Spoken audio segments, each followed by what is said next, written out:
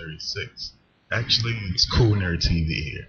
And, I just made a video saying, I didn't have an internet connection. And somehow, somewhere, I have an internet connection. So I'm still in someone's Wi Fi. So thank you for whoever I'm still on Wi Fi from at the moment.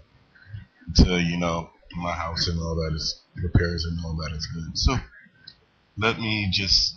There's, I'm sorry, but there's not going to be a wrestling news thing today, because I know by the time I finish recording and editing, this connection is going to give out somehow, and I'm going to be super pissed if it does that in mid-upload. So I might as well just give y'all a direct webcam video and see how well this goes. But yeah, so let's just get into it real quick. Let's just talk about NXT. I watched it on my phone before I got the internet connection, and that show was really, really good. The show really shocked me. It was like the first time you see two girls in one cup. Something nice is gonna happen, but it's lesbians at the beginning, so it starts off awesome. But we just hope it doesn't end with shit. Maybe that wasn't the greatest comparison. NXT, two girls, one cup, but this is my show, and I say what I want. The show showcased basically almost all the rookies besides I think like three, which I really didn't mind. Basically start off with which will seem like this is not a real reality TV show. So I think this is where the WWE got all its fans thinking they were going to give us a real reality TV show in terms of like Tough Enough, and it's really just like a scripted EC, like it's basically ECW but without the letters. Now it's NXT, and it's more basically around the wrestlers than around the full facade of wrestling. But it's a pretty cool show. You start off the night with Bryan Danielson or Daniel Bryan, and basically the Miz saying he has the personality to make paint dry.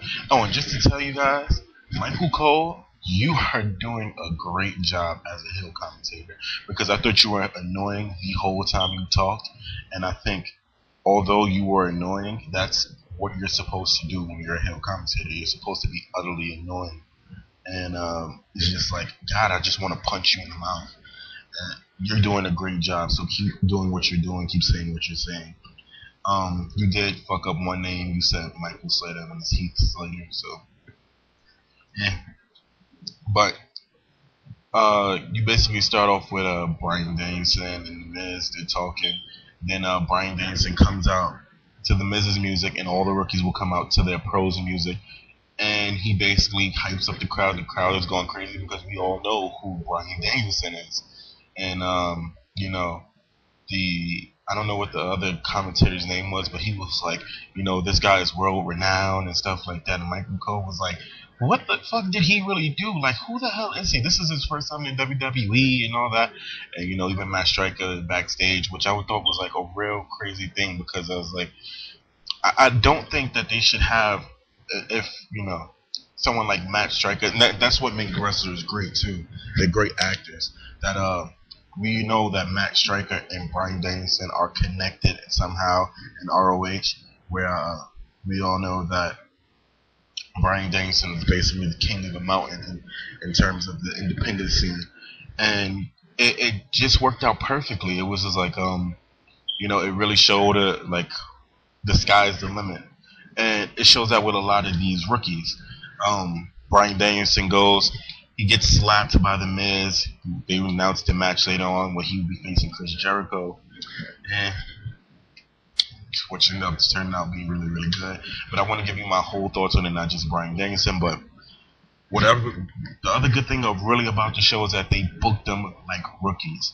Like Bryan Danielson looked like he shaved off a lot of weight, and he looks like really skinny and really like not bulky, and like he doesn't look like he looked in ROH in the independent scene, and it shows like they really look like rookies. They had them wrestle like rookies, make key rookie mistakes, like taunting after getting a little bit of offense, showing that some are maybe a little more advanced than others when Heath Slater pulled Carlito out the ring so Christian could get the kill switch in the tag match. And even the camera angles and the presentation showed that it was, something really really great for the rookies. They even had the music was good, and they focused the action on the ring, not more of like the full crowd. And then the wrestlers, it was just more like we have to catch every angle of these wrestlers to show where they might fuck up at. And we all thinking damn, a pro would never make this mistake, although they have spots where they fuck up the same way in most matches, but they really had them wrestle like rookies. I still think Cabal should have been on the show, and he should have teamed up with R-Truth, because I just can't get into the David or Tinga character as much. I mean, that finisher was crap. That finish was crap. But I think this all leads to a grand storyline. And when this show breaks out and, everyone finally made it out of, the next generation or whatever, it should sound so much like Star Trek.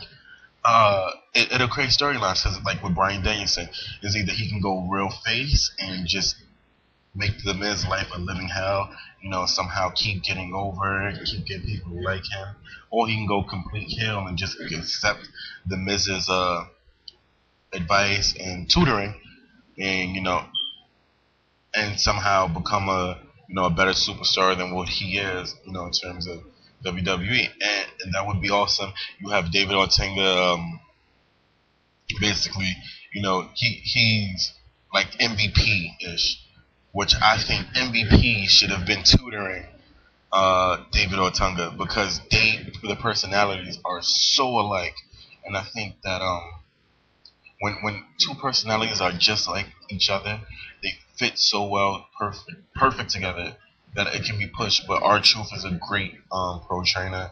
He gave him a grand entrance and stuff like that. The guy that's with CM Punk, they just left him after he lost the match to David Otunga. So there's either two ways he can go. He can go straight edge, or somehow he can just fight the straight edge society. And somehow later on, after they build him up with this show and build him up on SmackDown with this show, damn, like he can be the person to beat CM Punk and and free Gallo and Serena from the straight edge society. The sky's the limit. They did this show so well that as long as they keep writing it well, it's gonna do perfect. I mean, I can't really complain about the show, and that's hard to say because it's usually I can always find one thing that I can find that I just be like, I hated it, and it gave you an insight on the wrestlers, and I couldn't say I hated it at all.